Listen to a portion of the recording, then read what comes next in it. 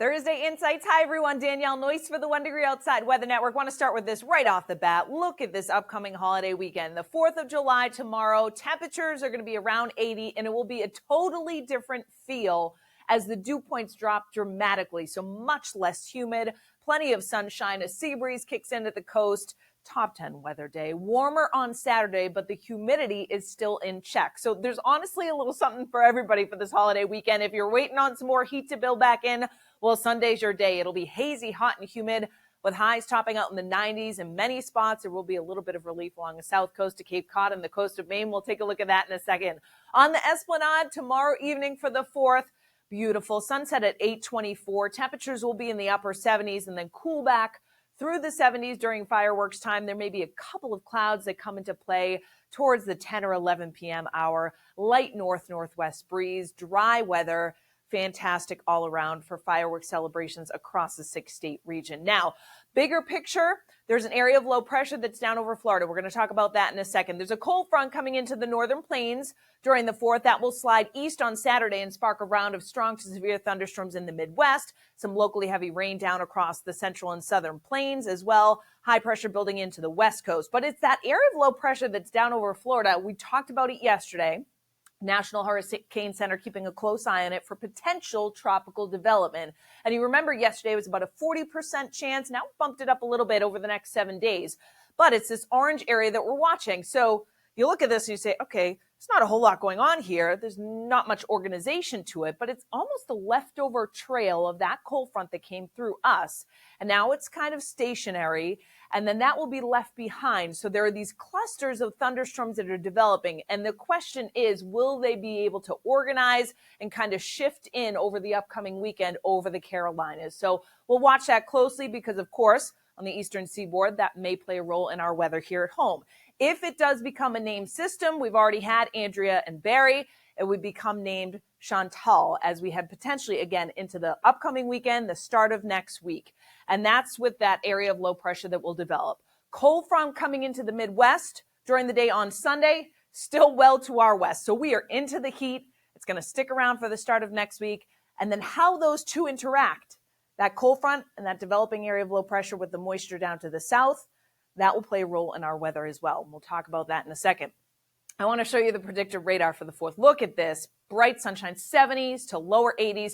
The one exception may be across central and northern Maine with a lingering shower, maybe even an isolated downpour, and cooler air in the crown of Maine with some pockets of rain, the 50s and 60s through the evening and overnight on Friday. Otherwise, we are dry.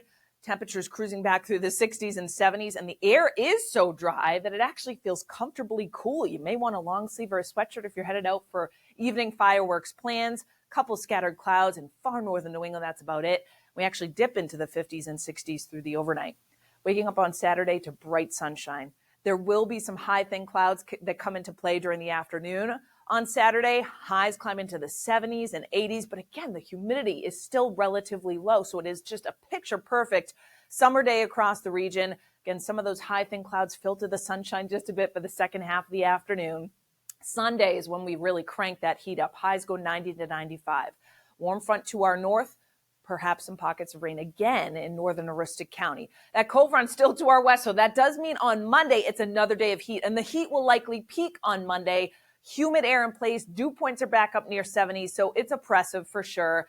Now, by the time we get to Monday late in the day, that cold front does kind of slowly sag over northern New England, combined with some moisture to the south. So 2 things on Monday. There may be a stray shower along the south coast, maybe a thunderstorm in northern New England. Otherwise, it's all about the heat. But by Tuesday, that front is going to slowly sag south. So I do anticipate some scattered showers, some thunder, maybe some localized sledding because this front does kind of slow down as it comes on by. And Tuesday, that also means there'll likely still be heat, 85 to 90, or even some low 90s on the south side of this front. We start to turn cooler and less humid on the northern side of this front. And then we'll watch how those two interact. Some of that leftover moisture down to our south. That cold front will probably kick it out of here, but we'll watch that closely, of course, during kind of the Tuesday and Wednesday timeframe of next week. High temperatures for the 4th, 70s north, 80 to 85 south. The wind out of the northwest should be just light enough. We get some local sea breezes that kick in on the coast, so beautiful beach day.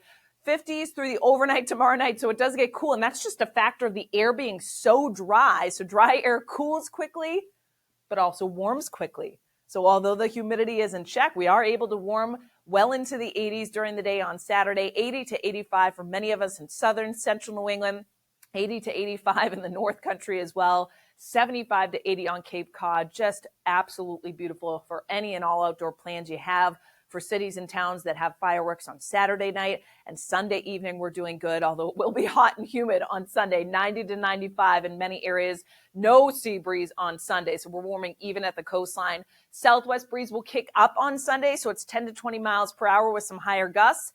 We go 90s or right around that along the Canadian border as well. So it's another day where, you know, you kind of know the drill at this point in the summer, but you want to wear lightweight, light colored clothing. If you are going to be outside, make sure to hydrate. Seek shade when you can. Monday highs go into the 90s again, too. I don't think we come close to 100, but it is going to be another day that features the heat and humidity more in the way of clouds, at least coming in from the south, some high, thin ones, and upper 80s to low 90s along the Canadian border. Of course, you can track it all through this upcoming holiday weekend on our app.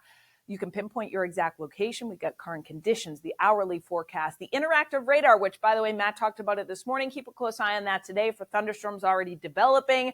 Have your location turned on, alerts turned on as well, and you can shop our merchandise. Thanks to everybody who's already bought T-shirts, hats, umbrellas, you name it. We've got gift cards on there too, all different sizes and colors to choose from. Check it out at swag.onedegreeoutside.com. I'll have your localized beach and boating forecast for the 4th coming out later on this afternoon.